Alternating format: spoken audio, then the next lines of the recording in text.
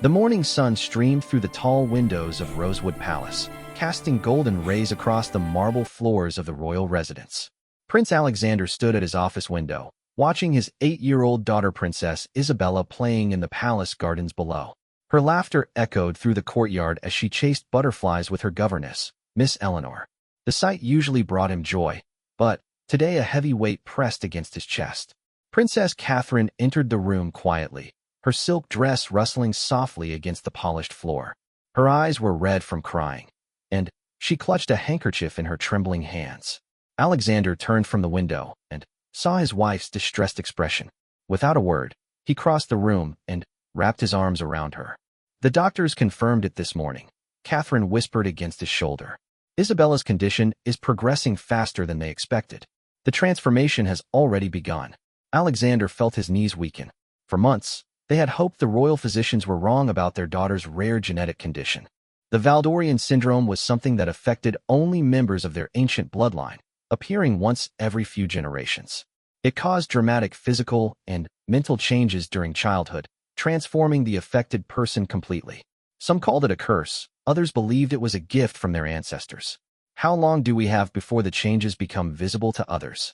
Alexander asked, his voice barely above a whisper. Catherine pulled back to look at him, tears streaming down her cheeks.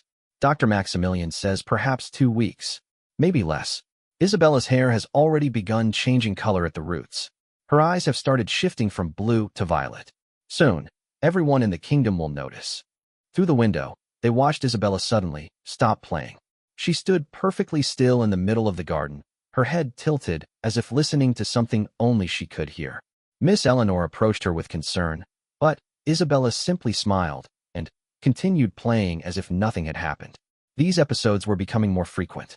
She's starting to hear them, Catherine said quietly. The voices of our ancestors. Dr. Maximilian explained that as the syndrome progresses, she'll gain access to memories and knowledge from every ruler who came before us. The wisdom of centuries will flow through her mind. Alexander remembered the stories his grandfather had told him about his own great-aunt, Princess Arabella, who had undergone the same transformation 200 years ago. She had become the most brilliant ruler in their family's history, but the process had been painful and isolating. The physical changes made her unrecognizable, and the mental transformation left her feeling like a stranger in her own body. We need to prepare the kingdom, Alexander said, though his heart was breaking. The people love Isabella as she is now. When they see her changing, there will be fear and confusion. Some will think she's been cursed by dark magic. Catherine nodded, wiping her tears. The Council of Ministers will demand answers. Lord Bartholomew has already been asking questions about why Isabella hasn't appeared at any public events this month. We can't hide this much longer. They had been making excuses for Isabella's absence from royal functions, claiming she had a minor illness. But, as the kingdom's future queen, her disappearance was beginning to raise suspicions among the nobility and the press. The royal photographers were constantly trying to capture images of her, and the palace staff had to work harder each day to maintain their privacy. What did Dr. Maximilian say about the final outcome? Alexander asked, though he feared the answer. Isabella will retain her memories and personality, but everything else will change. Her appearance, her abilities, even her voice will be different. She'll possess knowledge and powers that no 8-year-old should have. The transformation usually takes about 3 months to complete. Alexander walked to his desk and picked up a portrait of Isabella from her 7th birthday. In the painting, she wore a pink dress with tiny pearls, her golden curls tied with silk ribbons. Her blue eyes sparkled with innocent joy as she held her favorite toy horse. Soon, this would be just a memory of who she used to be. She doesn't fully understand what's happening to her, Catherine continued. Yesterday, she asked me why her reflection in the mirror looked different in the morning than it did at bedtime. She thinks it's some kind of magic game. How do we explain to a child that her entire existence is about to change forever? A soft knock interrupted their conversation. Your Majesties, called James, their personal secretary. Princess Isabella is requesting your presence in the garden. She says she has something important to show you. Alexander and Catherine exchanged worried glances. Isabella's requests had become more urgent and specific lately, as if she was being guided by an invisible force. They walked through the palace corridors, their footsteps echoing in the silence. Servants bowed as they passed, but Alexander noticed the concerned looks on their faces. The staff had begun to whisper about the princess's strange behavior. In the garden, they found Isabella sitting beneath the ancient oak tree where generations of royal children had played. But she wasn't playing anymore. She sat with perfect posture, her hands folded in her lap, staring at a spot in the air as if watching something invisible to everyone else. "Mama, Papa," she said without turning around. "The lady in the white dress is here again. She says it's time for me to learn about the crown jewels.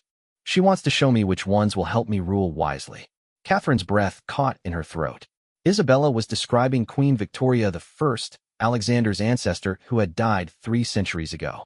According to family legends, Queen Victoria always appeared to young royals who were undergoing the transformation, serving as a guide through the process. "What does the lady look like, darling?" Alexander asked gently, kneeling beside his daughter. Isabella finally turned to face them, and they gasped. Her eyes, which had been blue that morning, were now a deep purple color. Thin silver streaks ran through her golden hair like threads of starlight. Most shocking of all, she looked directly at them with an expression far too mature for her age. "She's very tall and elegant," Isabella said in a voice that sounded slightly different than before.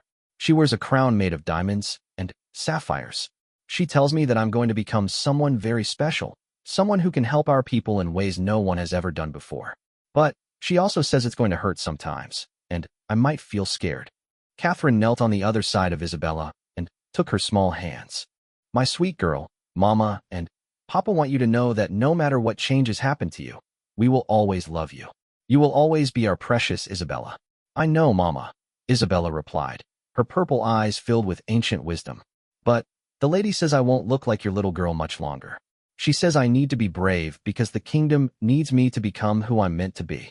She also says you and Papa will cry many tears, but that's okay because love sometimes makes people cry." Alexander felt his heart shatter into pieces.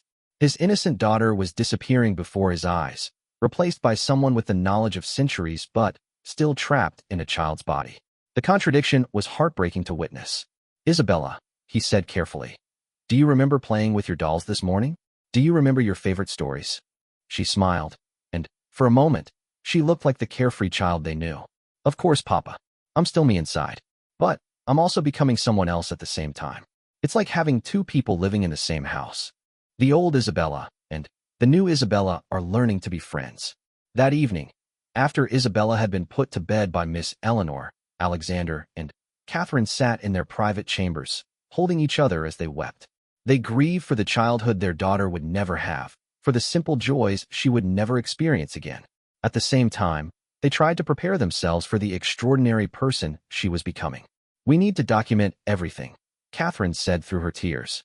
"Future generations need to understand what this transformation is really like. Isabella will need those records when she's older to understand her own journey." Alexander agreed. They would chronicle every change, every conversation, every moment of this incredible and painful process. Their daughter was becoming something magnificent and terrifying, and they would stand by her side through every step of the transformation that would change not just her life, but the future of their entire kingdom. 2 weeks had passed since the doctors confirmed Princess Isabella's condition, and the changes were becoming impossible to hide. Catherine stood before her daughter's bedroom mirror, carefully braiding Isabella's hair to conceal the silver streaks that now dominated her once golden locks. The child's reflection showed eyes that had fully transformed from blue to a mesmerizing violet color, and her skin had taken on an ethereal, almost luminescent quality. "Mama, the braids won't work much longer," Isabella said matter-of-factly, her voice carrying the strange dual quality of childhood innocence mixed with ancient wisdom. "Queen Victoria tells me that by next week, the silver will be complete. She says I'll look like moonlight itself." Catherine's hands trembled as she secured the braid with a silk ribbon.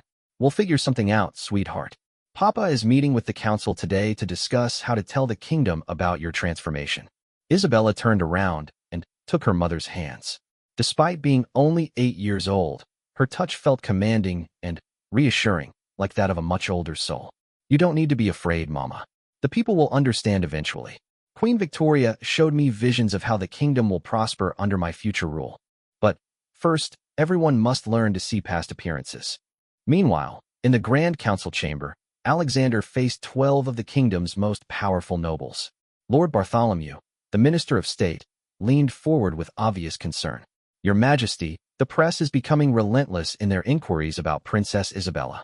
There are rumors spreading through the capital that she's been hidden away due to illness or injury. Some are even suggesting more sinister explanations, added Lady Margaret, the Minister of Public Affairs. The kingdom needs to see their future queen. Her absence is creating unrest among the people. Alexander looked around the polished oak table at these trusted advisors, many of whom had served his father before him. These were people he had known for years, yet he felt suddenly isolated and alone. How could he explain something that sounded like a fairy tale or a curse? Gentlemen, ladies, he began, his voice steady despite his inner turmoil. What I'm about to tell you will sound impossible, but every word is true. Princess Isabella is undergoing the Valdorian transformation. The silence that followed was deafening. Lord Bartholomew's face went pale, while Lady Margaret dropped her pen. Several council members exchanged frightened glances. The Valdorian syndrome was the stuff of legends, stories passed down through generations, but never witnessed by any living person. Your Majesty, Lord Bartholomew said slowly, surely you don't mean the ancient curse mentioned in the historical texts? That's nothing but mythology. It's not mythology, Alexander replied firmly. Dr. Maximilian has confirmed the diagnosis through extensive testing. Isabella possesses the genetic markers that appear in our bloodline every few centuries. She's already begun manifesting the physical and mental changes described in the ancient records. Lady Margaret found her voice. What exactly are these changes, Your Majesty? What should we expect? Alexander took a deep breath. Isabella's appearance is transforming completely. Her hair is turning silver, her eyes have become violet, and she's developing abilities that seem impossible for a child her age. She's gaining access to the memories and wisdom of every ruler in our family's history. She can see and speak with the spirits of our ancestors. The council erupted in murmurs of disbelief and concern. Lord Thomas, the Minister of Defense, stood up abruptly. Your Majesty, with all due respect, this sounds like a story invented to cover up some other condition. Perhaps the princess has suffered some kind of accident or illness that has affected her appearance. I understand your skepticism, Alexander said, but I'm asking you to trust me. Isabella is becoming something extraordinary, and our kingdom needs to prepare for what's coming. The transformation will be complete within 2 months, and when it is, she will possess knowledge and abilities that could change our nation's future. At that moment, the chamber doors opened, and Princess Isabella walked in unannounced, followed by a flustered Miss Eleanor, who was trying to catch up with her charge. The council members gasped audibly as they saw the child. Her silver hair gleamed in the afternoon light streaming through the windows, and her violet eyes seemed to look directly into each person's soul. I apologize for interrupting, Papa, Isabella said with perfect royal composure. But Queen Victoria insisted that I speak with the council today. She says they need to hear the truth directly from me. Isabella walked to the center of the room, and, despite her small stature, she commanded the attention of every adult present. When she spoke, her voice carried an authority that seemed to echo through the ages. Lord Bartholomew, she said, turning to the Minister of State, you're worried that the people will think I've been cursed by dark magic. But this isn't a curse. It's a gift that appears in our family when the kingdom faces great challenges. In 6 years, there will be a terrible drought that threatens to destroy our agriculture. The knowledge I'm gaining from Queen Victoria and King Marcus III will help me save thousands of lives by implementing new farming techniques that haven't been used for 3 centuries. Lord Bartholomew's mouth fell open. Isabella had mentioned King Marcus III, a ruler so ancient that his methods were recorded only in the most obscure historical texts. Isabella continued, turning to Lady Margaret. You're concerned about how the neighboring kingdoms will react when they learn of my transformation. King Frederick of Northland will initially be frightened and will consider breaking our alliance. But Queen Isabel the Great tells me that I should send him a letter written in the old language, which I'm learning to speak fluently. This will prove that I carry the wisdom of our ancestors and should be respected, not feared. The council sat in stunned silence as this 8-year-old child discussed international diplomacy with the expertise of a seasoned ruler. Miss Eleanor, who had been caring for Isabella since birth, stood in the corner with tears streaming down her face, mourning the innocent child who was disappearing before their eyes. Lord Thomas, Isabella said, addressing the Minister of Defense, your greatest concern is military preparedness. The ancestors have shown me visions of a conflict that will arise in 12 years. Pirates from the eastern islands will attempt to raid our coastal cities. But I've learned about naval defense strategies from Admiral Prince Robert that will allow us to defeat them without losing a single ship. Alexander watched in amazement and heartbreak as his daughter continued to speak with knowledge far beyond her years. The council members were torn between awe and terror, unsure whether they were witnessing a miracle or a catastrophe. "I know this is frightening," Isabella said, her voice softening with childlike compassion. "I'm frightened too sometimes. Yesterday, I remembered being crowned as Queen Victoria 300 years ago, and for a moment, I forgot that I was also little Isabella who likes to paint pictures and collect shells from the beach. It's confusing to have so many memories that aren't really mine." Catherine entered the chamber at that moment, having been summoned by Miss Eleanor. She saw her daughter standing before the most powerful people in the kingdom, speaking as if she had ruled for decades. The sight filled her with equal measures of pride and grief. "Princess Isabella," Lady Margaret said gently, "how do you feel about these changes happening to you? Are you happy or sad?" Isabella considered the question seriously. "Both," she answered honestly. "I'm sad because I know I'm losing parts of myself that will never come back. I'll never again experience the simple joy of discovering something for the first time, because now I have memories of discovering everything before. I'm sad because I see the pain in Mama and Papa's eyes when they look at me." She paused, touching the silver streak in her hair. "But I'm also happy because I can feel how much I'll be able to help our people. Queen Victoria shows me visions of schools I'll build, and roads I'll create, and laws I'll write that will make life better for everyone. The knowledge feels heavy sometimes, but it's also beautiful." Lord Bartholomew stood up slowly. "Your Majesty," he said to Alexander, "I believe what I'm witnessing here. This child, this future queen, she's unlike anyone I've ever encountered. How do we help her through this transformation? How do we prepare the kingdom?" Alexander felt a surge of gratitude toward his old friend. "We start by creating a plan to gradually introduce the people to Isabella's changes. We'll need to educate them about the Valdorian syndrome using the historical records. Most importantly, we need to show them that despite her transformation, Isabella still cares deeply about their welfare." "I want to write letters to the children of the kingdom," Isabella said suddenly. "Queen Victoria suggests that I explain what's happening in simple terms that other children can understand. If the children accept me, their parents will follow." Catherine stepped forward and placed her hands on Isabella's shoulders. "That's a wonderful idea, darling. We'll help you write those letters." As the council meeting concluded, each member approached Isabella individually to pay their respects. Despite their initial fear, they found themselves drawn to the child's remarkable presence. She spoke to each of them about their specific concerns and responsibilities, offering insights that no one her age should possess. That evening, as the royal family sat together for dinner, Isabella suddenly began to cry, the first tears anyone had seen from her since the transformation began. Catherine immediately went to comfort her. "What's wrong, sweetheart?" Catherine asked, stroking her daughter's silver hair. "I miss being just Isabella," the child sobbed. "I miss not knowing everything. I miss being surprised by stories and games. Queen Victoria says these feelings will fade as I grow into my new self. But, right now, I just want to be a little girl again." Alexander and Catherine held their daughter tightly, their own tears falling freely. They realized that while Isabella was gaining incredible knowledge and power, she was also losing the precious gift of childhood wonder. The transformation was giving her the wisdom to rule a kingdom, but taking away her ability to simply be a carefree child. As the night deepened, they sat together in the royal nursery, surrounded by Isabella's toys and paintings, reminders of the innocent girl she used to be. Tomorrow would bring new challenges as they began the delicate process of revealing the truth to their kingdom. But, tonight, they simply held each other and grieved for the childhood that was slipping away forever. The morning of the great revelation dawned gray and somber over the kingdom of Valdoria.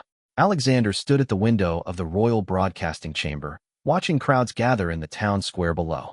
Word had spread that the royal family would make an important announcement about Princess Isabella, and thousands of citizens had come to hear the news firsthand. Catherine sat in the corner of the room, her hands folded tightly in her lap, trying to maintain her composure. Today, they would tell the entire kingdom about Isabella's transformation. The royal advisors had spent weeks preparing the announcement, but nothing could ease the fear in Catherine's heart about how the people would react. Isabella entered the chamber wearing a deep blue velvet dress that Catherine had specially designed to complement her new silver hair and violet eyes. A delicate silver tiara rested on her head, not her usual golden crown, but one that had been crafted by the royal jewelers to match her transformed appearance.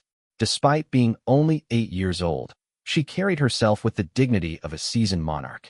"Are you ready for this, my darling?" Catherine asked, reaching for her daughter's hand. "Queen Victoria has prepared me," Isabella replied, her voice carrying that strange mix of childhood innocence and ancient wisdom. "She's shown me how the people will react. Some will be frightened at first, but their fear will turn to wonder and eventually to acceptance. It will take time, but the kingdom will learn to trust in the transformation." Alexander checked the ornate clock on the wall. In 10 minutes, the royal herald would announce their presence to the gathered crowd, and the moment they had all been dreading would finally arrive. He turned to look at his daughter, still amazed by the dramatic changes that had occurred in just a month. Isabella's appearance was now completely transformed. Her once golden hair had become a stunning cascade of silver that seemed to shimmer with its own inner light. Her violet eyes held depths of knowledge that were both beautiful and unsettling. Most remarkable of all, she had grown several inches taller, and her features had matured in ways that made her look older than her 8 years. "Papa," Isabella said softly, "I know you're worried about how this announcement will affect our family's reputation. But King Marcus III reminds me that our family has faced many challenges throughout history, and we've always emerged stronger. This transformation isn't just about me. It's about preparing our kingdom for future challenges that no one can see coming yet."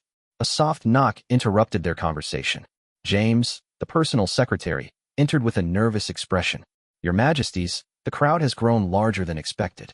There are nearly 10,000 people gathered in the square, and more arriving every minute. The press from neighboring kingdoms has also come to witness the announcement." Alexander felt his stomach tighten. The presence of international press meant that Isabella's transformation would become news across the entire continent.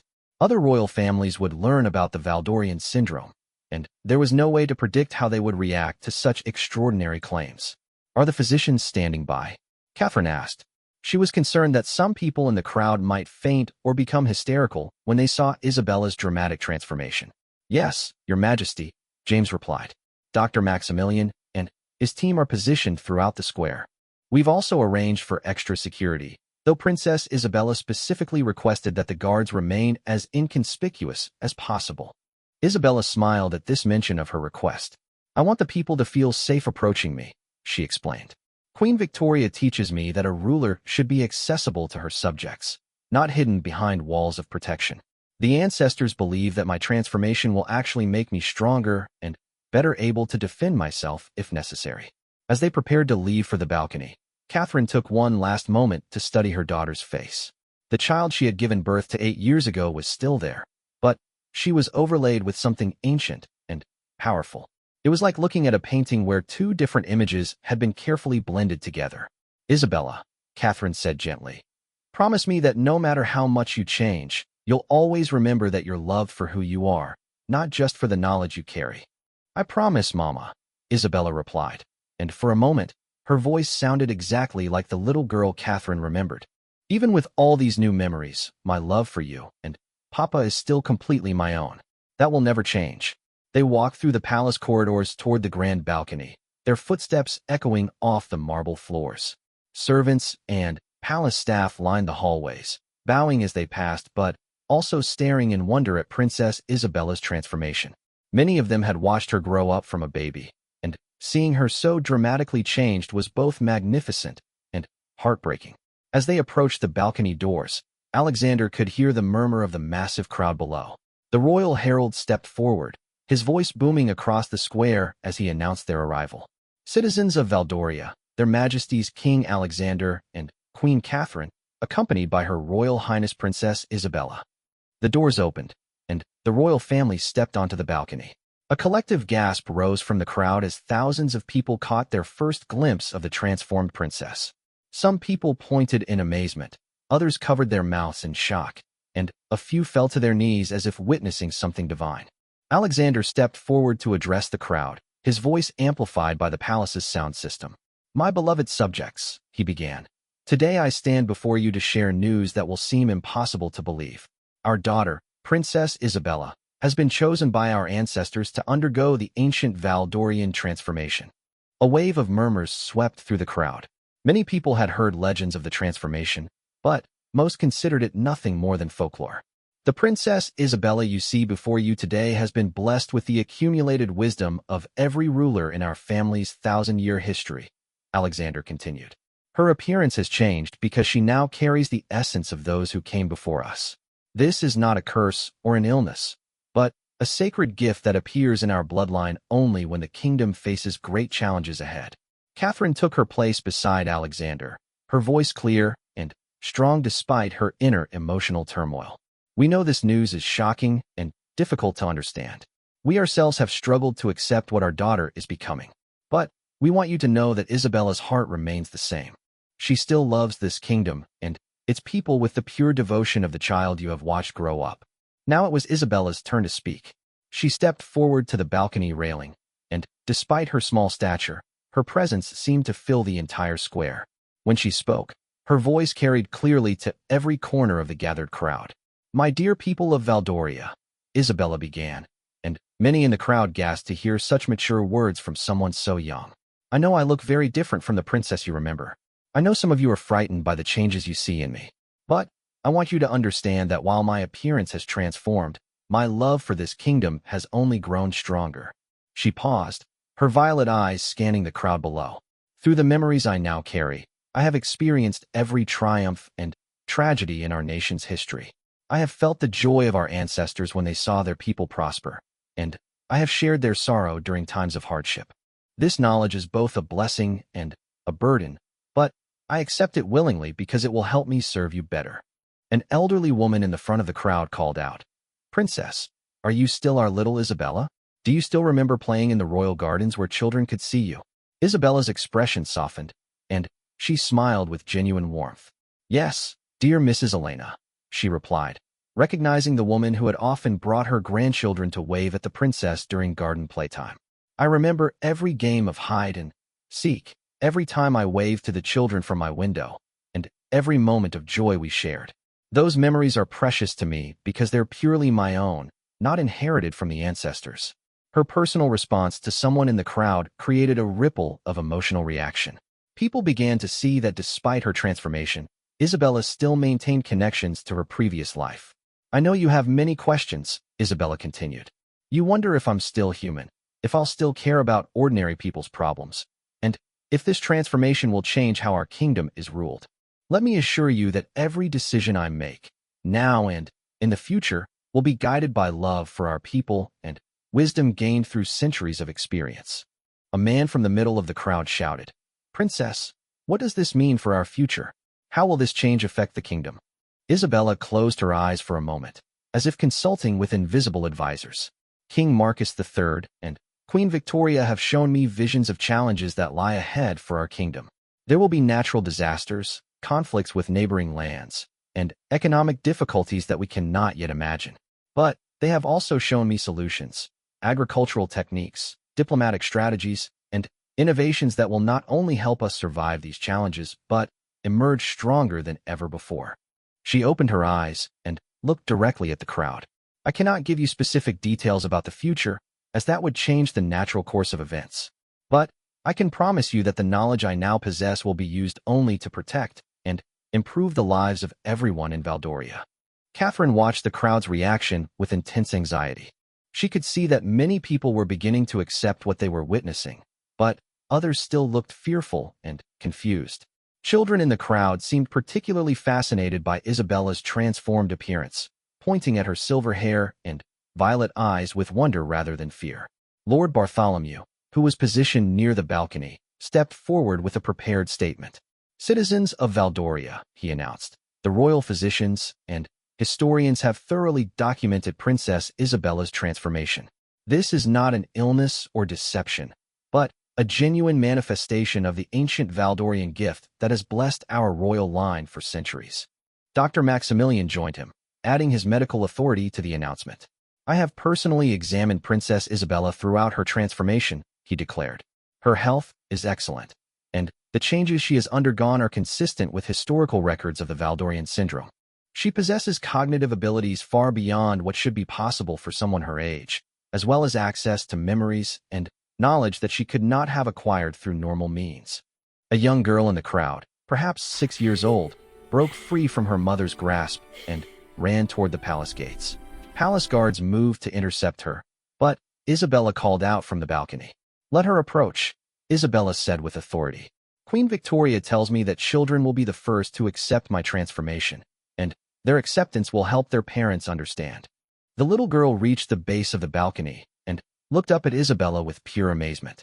"Princess," she called out in her small voice, "you look like the fairy queen from my storybooks. Are you magic now?" Isabella's face lit up with a smile that looked exactly like the child she used to be. "In a way, yes," she replied gently. "But I'm still the same person inside who cares about you and all the children of Valdoria. Would you like to visit the palace tomorrow and have tea with me? I'd love to hear about your favorite storybooks." The little girl nodded enthusiastically, and her obvious delight with Isabella began to influence the adults around her. If children could accept the transformed princess so easily, perhaps the change wasn't as frightening as it initially appeared. As the announcement concluded, Alexander made one final statement to the crowd. "We ask for your patience and understanding as our family navigates this extraordinary situation. Princess Isabella will continue her royal duties, and we hope that in time, you will come to see her transformation as the gift it truly is." The crowd began to disperse, but many people lingered, continuing to stare up at the balcony where Isabella stood waving goodbye. The royal family returned to the palace, emotionally drained but relieved that the first hurdle had been cleared. That evening, as reports of the announcement spread across neighboring kingdoms, the royal family sat together in their private dining room. Isabella seemed more relaxed than she had in weeks, as if sharing her transformation publicly had lifted a great weight from her shoulders. "How do you feel now that everyone knows?" Catherine asked her daughter. "Lighter," Isabella replied honestly. "It was difficult carrying such a big secret. Now I can focus on learning everything the ancestors want to teach me, without having to hide who I'm becoming." Queen Victoria says the hardest part of the transformation is behind us now. But even as they celebrated this small victory, none of them could have predicted the challenges that would arise as news of Isabella's transformation spread beyond their kingdom's borders, setting in motion events that would test their family's strength in ways they never imagined. 3 weeks had passed since the royal announcement, and the kingdom of Valdoria buzzed with unprecedented activity. Reports of Princess Isabella's transformation had spread across the continent, bringing visitors from distant lands who hoped to witness the miraculous child firsthand. However, not all the attention was welcome or positive. Alexander stood in his private study, reading the latest intelligence reports with growing concern. Several neighboring kingdoms had expressed alarm about Isabella's transformation, with some rulers suggesting that the cursed princess posed a threat to regional stability. King Frederick of Northland had even begun mobilizing his armies near the Valdorian border, claiming he was protecting his people from supernatural influences. Catherine entered the study carrying a silver tea service, her face etched with worry lines that had appeared over the past month. "Isabella is in the garden with Dr. Maximilian," she reported. "He's conducting more tests to document the latest developments in her transformation. Her abilities are advancing faster than anyone expected." "What kind of abilities?" Alexander asked, though he wasn't sure he wanted to hear the answer. "This morning, she correctly predicted that it would rain at exactly 2 o'clock, Catherine said, setting down the tea tray with trembling hands. When Dr. Maximilian asked how she knew, she said Queen Victoria had taught her to read the ancient weather patterns. But, Alexander, it was more than just weather prediction. She knew which streets would flood, which buildings would be damaged, and exactly how long the storm would last. Alexander rubbed his temples, feeling the weight of impossible circumstances pressing down on him. The ambassadors from the Southern Alliance arrived this morning demanding to meet with Isabella personally. They want to determine whether she represents a threat to their kingdoms. If we refuse their request, they've threatened to impose trade sanctions. Their conversation was interrupted by a soft knock on the door. James, their secretary, entered with an expression of barely controlled panic. Your Majesties, I'm afraid we have a situation developing in the capital city. A crowd of protesters has gathered outside the cathedral, demanding that Princess Isabella be examined by religious authorities to determine if her transformation is divine or demonic in nature. Catherine gasped, nearly dropping her teacup. The religious implications of Isabella's transformation were something they had hoped to avoid addressing directly. How many protesters? She asked. Nearly 1,000, and growing by the hour, James replied grimly. Bishop Marcus is attempting to calm them, but some of the more radical clergy members are actually encouraging the demonstrations. They're claiming that no human child should possess the abilities that Princess Isabella has displayed. Alexander stood up abruptly, his chair scraping against the stone floor. Send word to Captain Rodriguez to increase security around the palace immediately. I want extra guards posted at every entrance, and no one gets near the royal family without explicit permission from me personally. As James hurried away to carry out these orders, Alexander and Catherine found themselves facing the harsh reality of their situation. Isabella's transformation wasn't just a personal family crisis. It was becoming a political and religious controversy that threatened the stability of their entire kingdom. We need to speak with Isabella about this, Catherine said quietly. She needs to understand the dangers her abilities are creating, not just for herself, but for all of us. They found Isabella in the royal greenhouse, sitting cross-legged on the floor among blooming orchids and speaking quietly to someone they couldn't see. Dr. Maximilian stood nearby with his notebook, frantically scribbling observations as he witnessed the extraordinary scene unfolding before him. Yes, Queen Victoria, I understand, Isabella was saying in her transformed voice. You're telling me that King Ferdinand of the Eastern Territories is planning to declare war on Valdoria within 6 months. He believes I'm an abomination that threatens the natural order of royal succession across all kingdoms. Dr. Maximilian looked up as Alexander and Catherine approached. Your Majesties, he whispered urgently. Princess Isabella has been receiving detailed information about international political situations that she couldn't possibly know through normal means. She's described private conversations between foreign rulers, secret military plans, and diplomatic strategies that our own spies haven't yet discovered. Isabella turned toward her parents, her violet eyes reflecting a sadness far beyond her years. Mama, Papa, I know you're frightened by what's happening. Queen Victoria has shown me the protesters at the cathedral, and King Marcus warns me that other kingdoms see me as a threat to their power. They don't understand that my transformation is meant to protect people, not harm them. Alexander knelt beside his daughter, studying her face carefully. In just 1 month, she had changed so dramatically that strangers might not recognize her as the same child. Her silver hair now reached past her shoulders and seemed to move with its own ethereal energy. Her violet eyes held depths of knowledge that were both magnificent and troubling. Isabella, he said gently, can you tell us exactly what abilities you've gained? We need to understand the full extent of your transformation so we can better protect you and our kingdom. Isabella considered his question seriously, consulting with her invisible advisors before responding. The ancestors have given me many gifts, Papa. I can see events that will happen in the future, though I cannot change them directly. I can understand and speak every language that has ever existed in our region. I can sense when people are lying or when they mean to cause harm. Most importantly, I can access the complete historical memory of our kingdom, including knowledge that was thought to be lost forever. Catherine felt her heart racing as she realized the implications of these abilities. Sweetheart, when you say you can see future events, how detailed are these visions? Very detailed, Mama, Isabella replied sadly. I can see that in 2 days, a group of assassins from King Frederick's court will attempt to enter our palace disguised as servants. I know exactly when they'll arrive, which entrance they'll use, and what weapons they'll carry. Queen Victoria has taught me how to prevent their mission from succeeding without anyone getting hurt. Dr. Maximilian dropped his pen in shock. Princess, if you have advanced knowledge of an assassination attempt, we must alert the guards immediately. No, Isabella said with surprising authority. King Marcus III explains that if we arrest the assassins before they act, it will provide King Frederick with justification for declaring war.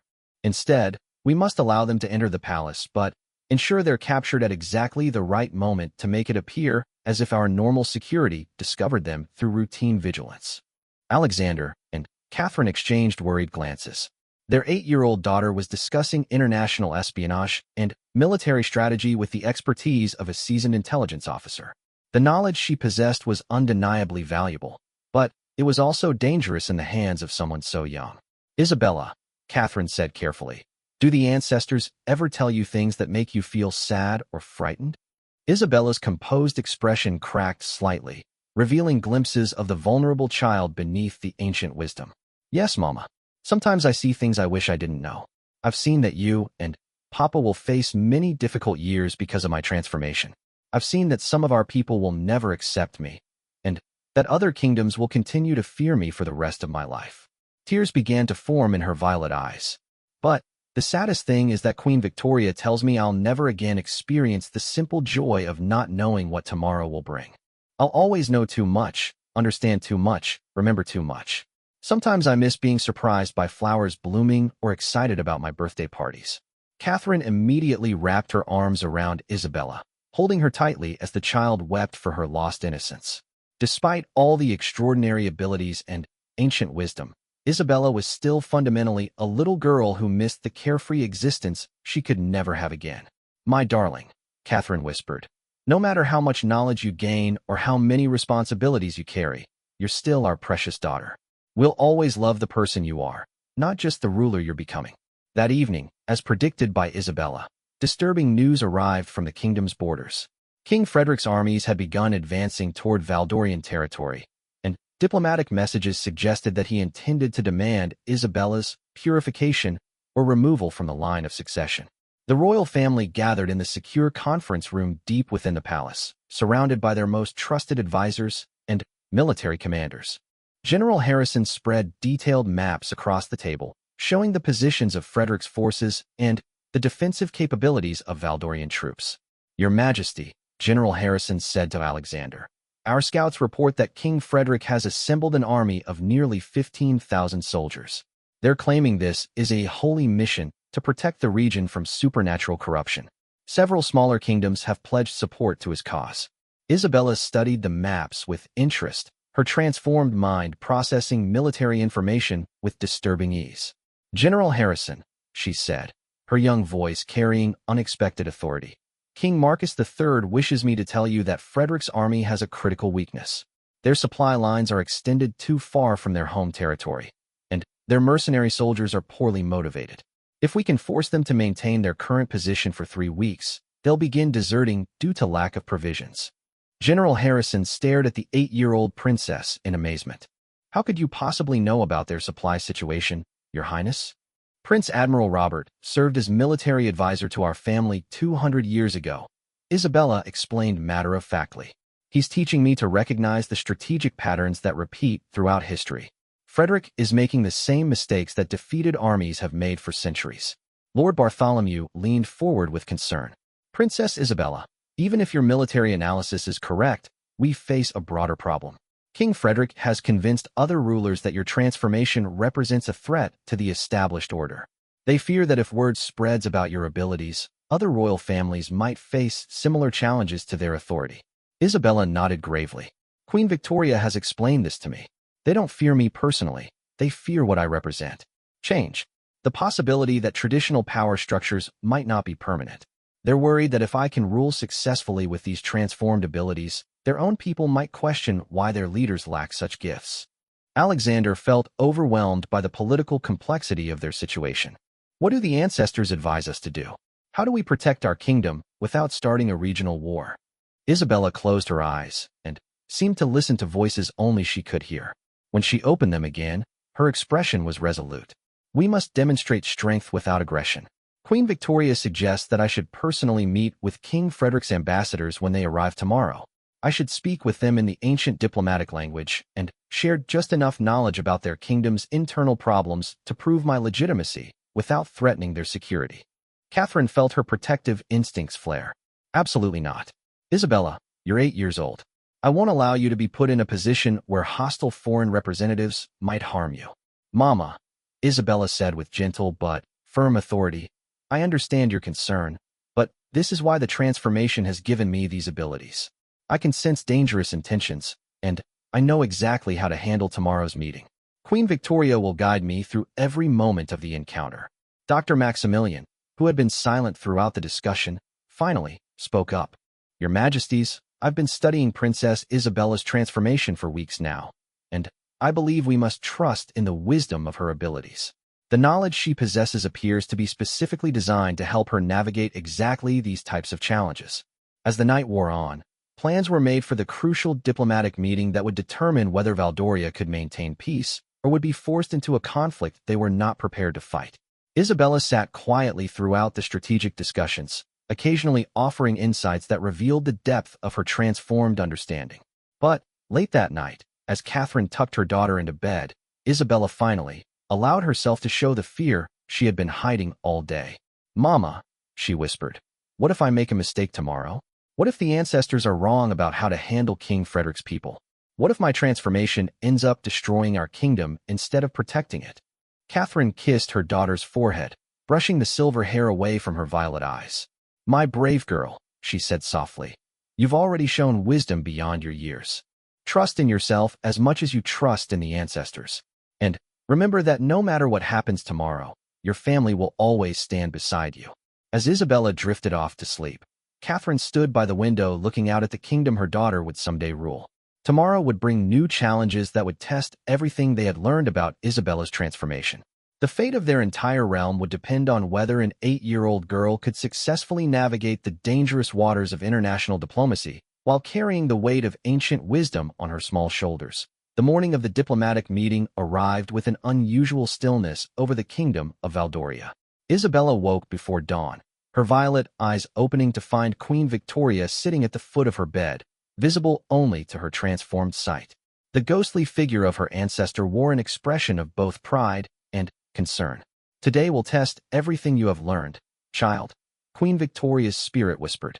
King Frederick's ambassadors arrived not to negotiate, but to find evidence they can use to justify their master's aggression. "You must be wiser than your years, more diplomatic than they expect, and stronger than they can imagine." Isabella sat up in her bed, her silver hair cascading over the silk nightgown that Catherine had chosen to complement her transformed appearance. "Will I be able to convince them that I'm not a threat, Queen Victoria? Will they understand that my transformation is meant to bring peace, not war?" "Some will understand," the ancient queen replied sadly. "Others are too consumed by fear and ambition to accept the truth. But remember, dear child, success today does not mean changing every mind. Success means planting seeds of doubt in their certainty, showing them possibilities they hadn't considered." Meanwhile, in the royal breakfast chamber, Alexander and Catherine sat across from each other at the ornate dining table, neither able to eat despite the elaborate meal prepared by the palace chefs. The weight of the day ahead pressed heavily on both of them. "She's too young for this responsibility," Catherine said for perhaps the 100th time since they had agreed to let Isabella meet with the foreign ambassadors.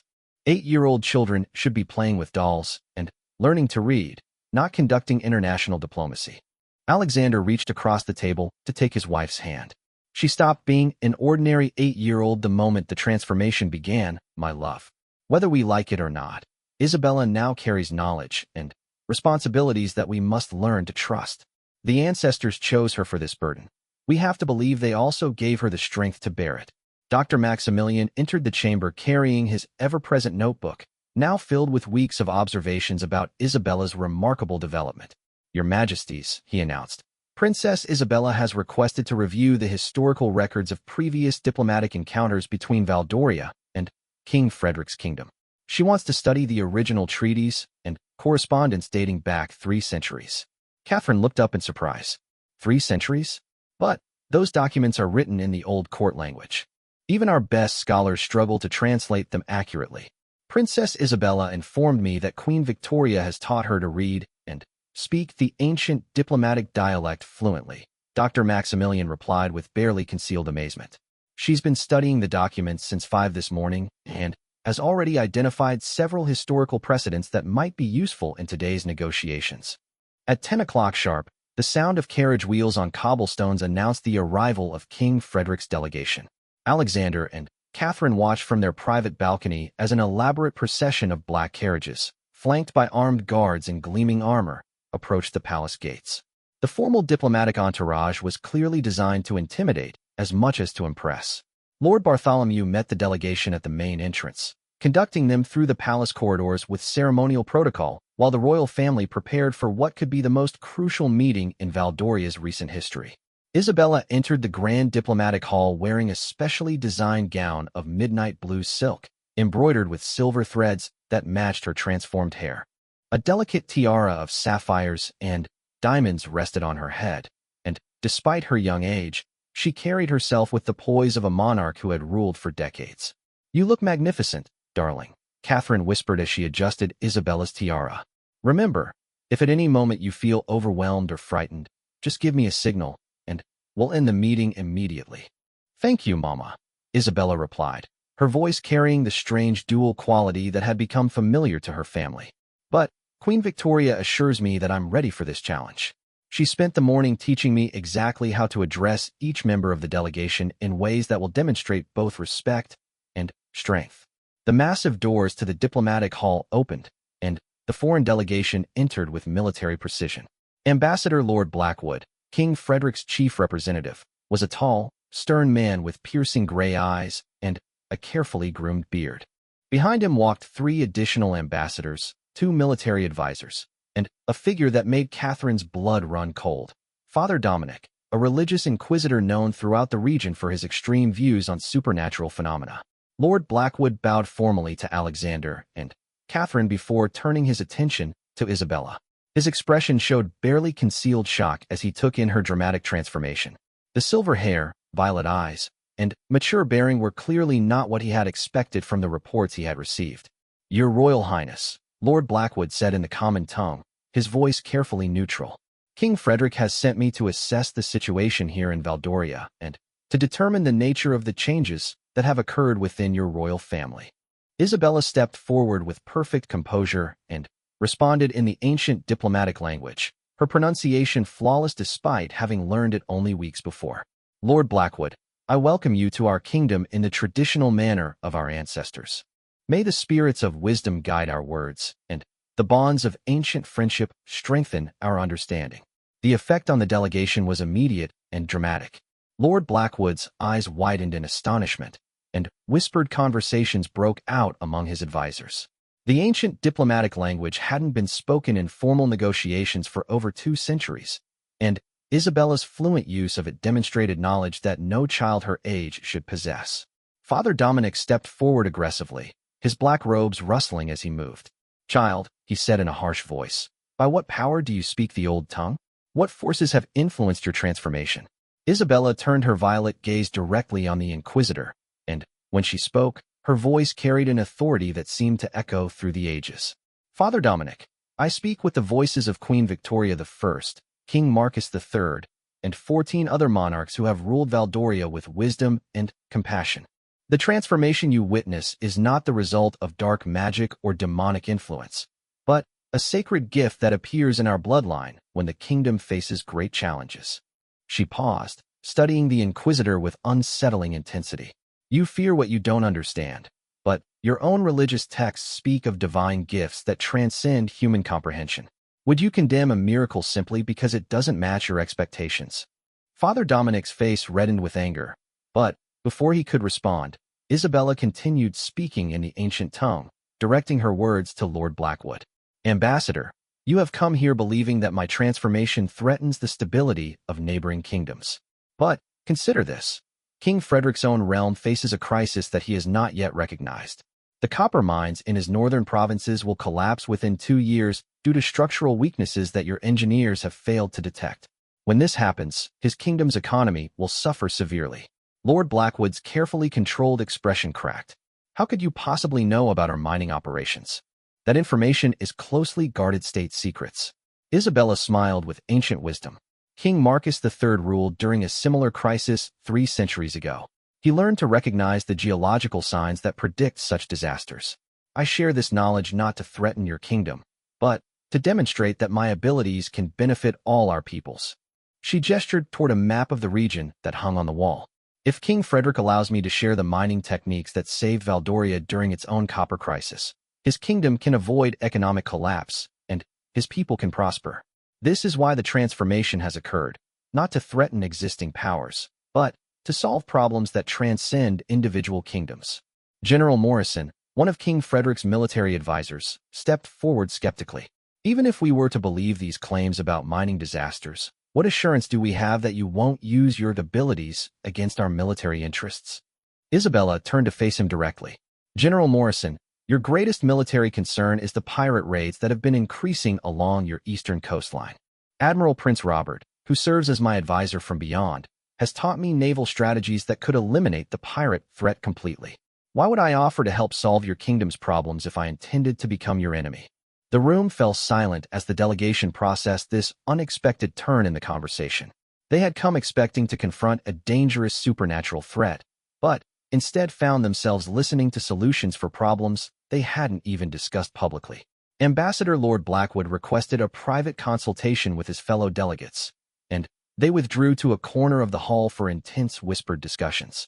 Isabella waited patiently, her hands folded in her lap, occasionally nodding as if receiving guidance from invisible counselors. After several minutes, Lord Blackwood returned to the center of the room. "Princess Isabella," he said formally, "you have surprised us with both your knowledge and your apparent desire to assist rather than threaten neighboring kingdoms. However, King Frederick remains concerned about the implications of your transformation for regional stability." Isabella stood up, and, despite her small stature, she commanded the attention of every person in the room. "Lord Blackwood, I understand King Frederick's concerns, and I don't expect him to trust me based on a single meeting. Therefore, I propose a test of my intentions and abilities."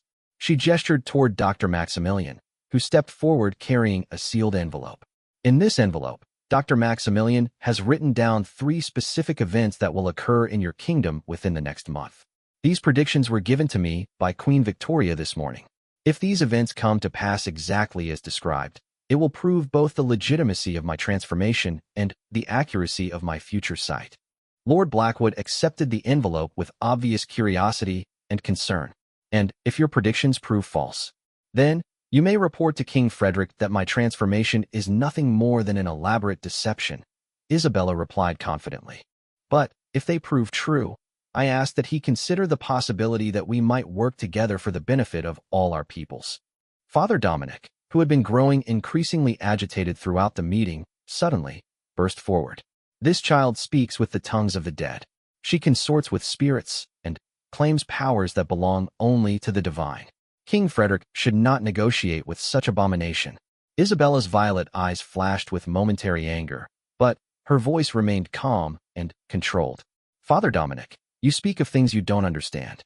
The spirits who guide me are not the restless dead, but the eternal essence of wisdom that has protected this kingdom for 1,000 years. They seek only peace and prosperity for all peoples." She stepped closer to the Inquisitor, her young face reflecting ancient sadness. "Your fear blinds you to the truth.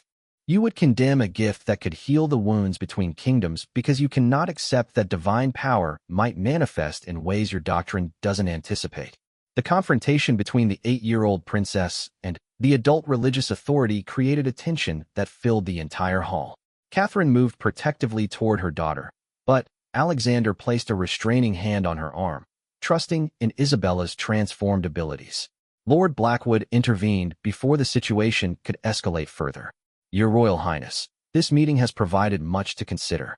We will return to King Frederick with your message and await the verification of your predictions. Father Dominic's concerns will also be reported, as is his right and duty."